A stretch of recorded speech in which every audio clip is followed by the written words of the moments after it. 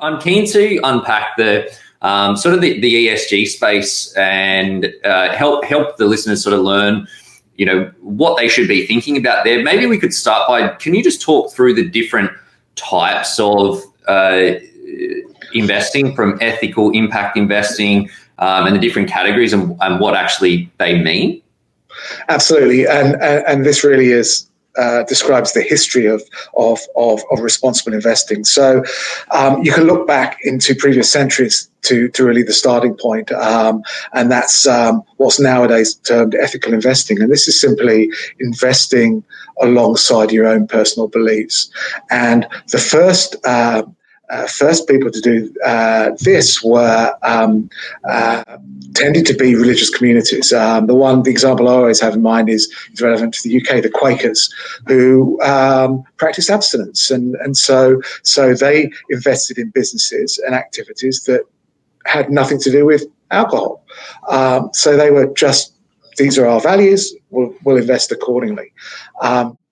And over time, that's, I guess, towards the 70s and 80s, became more, how can I put it, formalized by saying, well, as an investor, what are our values around a whole bunch of things? Might be around the environment, social, or even governance, and building that into our financial products, and doing that by saying, well, let's identifying upfront what we will not invest in.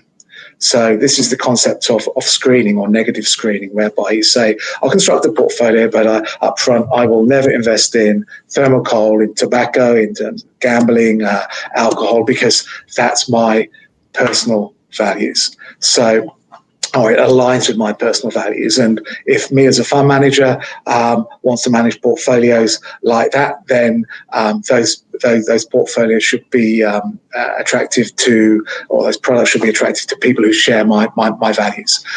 That's really sustainable investing, which came about in the formalized way, sort of 70s, 80s, 1980s, 1990s. Fast forward to today, where we are, I guess the hot topic of today is really the concept of impact investing, if you like, where the sort of the formal definition is investing with not only a financial return in mind, but also positive impact related to that investment. That impact might be around something environmental, so it might be having zero carbon emissions related to those investments, or it might be having a very defined social benefit, say around diversity, or supporting some particular part of society. Really, impact investing has gone as far as now to acknowledge that there might even be a cost to the financial returns of the impact that you're bringing about. So, an upfront acceptance that you might earn a few percent less than any other equity fund, for instance. But the fact that you're getting very discrete and measurable impact on society or on the environment is, one of the key aspects of that. And you're only going one step from there to pure philanthropy, where actually you're giving away your money and expecting zero return for the positive impact that you might be looking to achieve through philanthropy or charitable causes. Okay, so we've got ethical / sustainable investing, where it's you're screening things out that don't align with your values. Then you've got impact investing, where you're investing in a way where you're expecting some return, but almost prepared to sacrifice some return to have a measurable impact. And then philanthropy, which is clearly the investment return on that from an investment perspective is nil. In fact, it's negative because you're giving up your capital, but you're having, it's all impact, and that's why you're doing it. Yeah. And underpinning this, and what is now really called responsible investment, because of course there's a lot of jargon here. We've already said ethical investing, sustainable investing, and so on and so forth.